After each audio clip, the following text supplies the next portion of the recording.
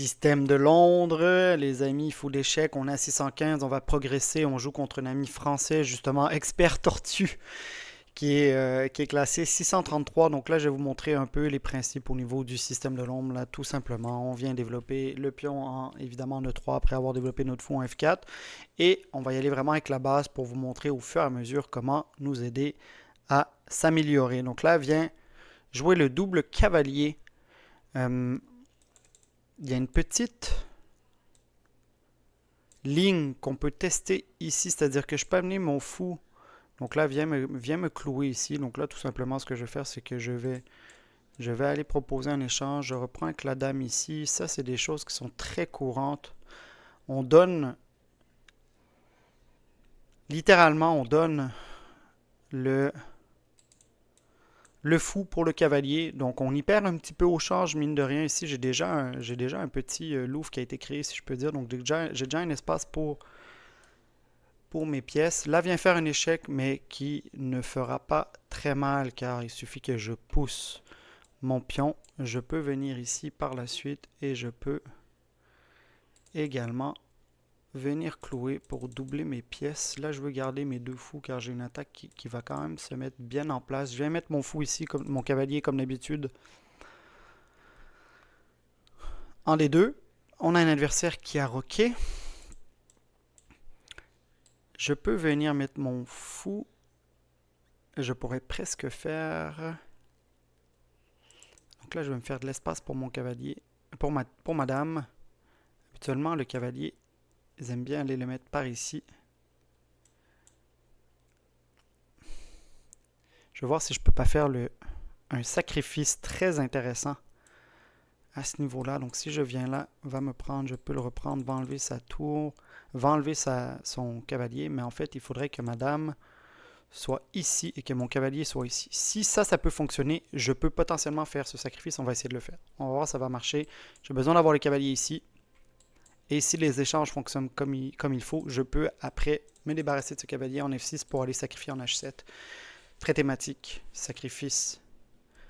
Euh, le sacrifice grec, comme on dit, de Greek gift. Donc on va y aller. S'il vient me prendre le fou, c'est un peu un appât. Viens repousser ici. Et après, je vais pouvoir mettre les choses en place. J'ai peut-être un petit... Ça ne me dérange pas. Malheureusement, ici, en fait, là, notre adversaire vient me simplifier la tâche grandement.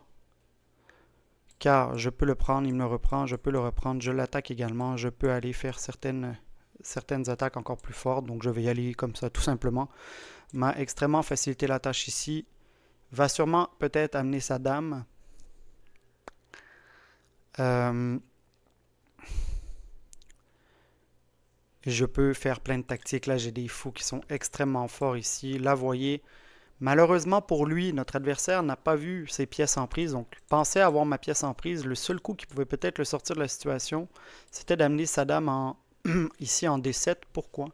Parce qu'il venait protéger son cavalier ou du moins bouger son cavalier peut-être en E7. Là, vient de me laisser tout simplement avec un cavalier en prise. Donc, je vais le prendre. Hein. Évidemment, je ne vais pas me faire prier. Je ne me presse pas pour roquer car mon roi est très bien protégé à l'heure actuelle. Et là, ce que je vais faire, c'est venir ici, menacer une prise avec le pion. Et là, vous allez voir, toutes les pièces vont se mettre en place, va pouvoir me libérer de l'espace en plus ici. Il vient échanger les dames et s'il ne me prend pas, je menace le matin. Tout simplement, donc c'est comme un échange forcé, comme on dit. Peu importe où il va amener sa dame, s'il n'échange pas, c'est un échec et mat. Donc, il sera obligé d'échanger sa dame et à moins 4 au niveau matériel, donc se retrouve en grande difficulté.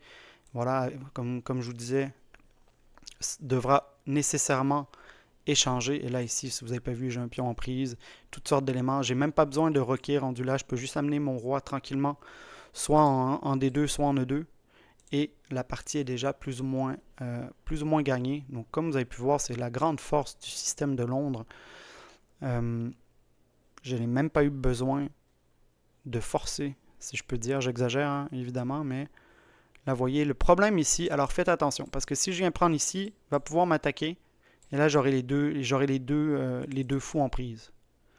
Donc, attention à analyser ça, vous voyez, j'ai failli faire la petite erreur, n'est pas un bon coup à jouer ici, parce que j'aurais eu les deux fous en prise, donc ce que je vais faire, ben, regardez, c'est très simple, je vais juste simplement le reculer.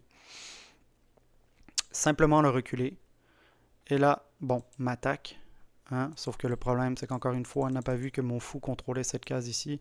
Donc je vais venir le prendre, va me reprendre, évidemment, mais abandonne. Hein, voyez, vous avez vu donc la force ici du système de Londres.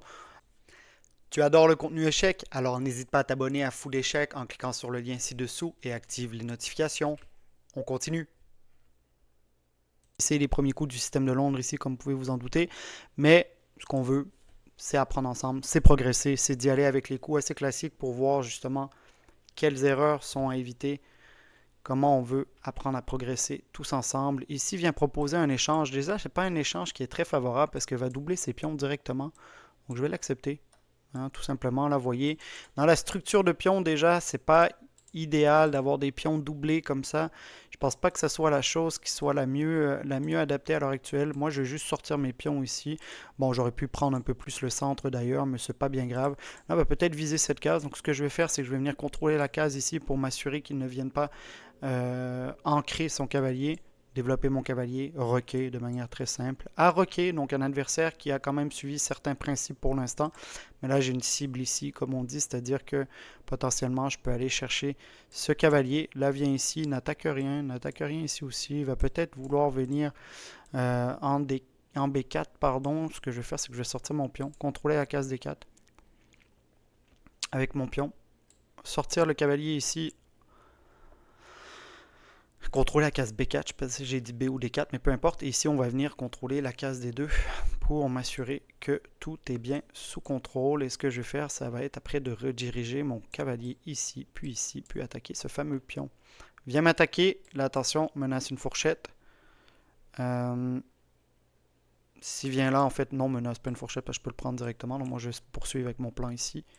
Un pion en prise ici si notre adversaire ne l'a pas vu. S'il pousse ici, ben, je peux tout simplement le prendre. S'il me prend ici, je peux le reprendre très simplement également.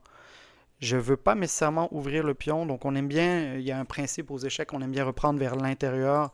Donc l'intérieur étant du pion C au pion D pour garder les deux colonnes DE qui sont les colonnes principales au niveau des échecs. Et là, ce que je vais faire, c'est que je vais l'attraper le pion. Je vous disais, il y avait une faiblesse, on l'a vu, donc à utiliser lors de vos parties également. On voit des faiblesses, on les attaque. J'ai une fourchette évidemment, un cavalier, mon cavalier qui attaque le fou, qui attaque la tour ici. Donc là, j'ai un cavalier qui est très embêtant pour l'adversaire. Je peux le laisser là pour l'instant. Je n'ai pas besoin nécessairement d'aller chercher le fou aussi. Ne soyez pas pressés d'aller chercher des pièces. Hein. Ça peut être, c'est des concepts également à considérer. Je peux avoir des cavaliers qui vont faire très mal et là, je vais roquer pour continuer mon développement. J'ai un cavalier que je peux venir ancrer aussi en E5. Hein. C'est une case qu'on aime beaucoup avec le système de Londres. Là, vient m'attaquer. Je peux le laisser ancrer là, c'est-à-dire je peux continuer d'attaquer. S'il vient me prendre, je peux prendre ici le cavalier, sinon je peux venir tout simplement le supporter. Sinon, est-ce qu'il y a un moyen de connecter mes cavaliers d'une quelconque manière qui va me permettre de...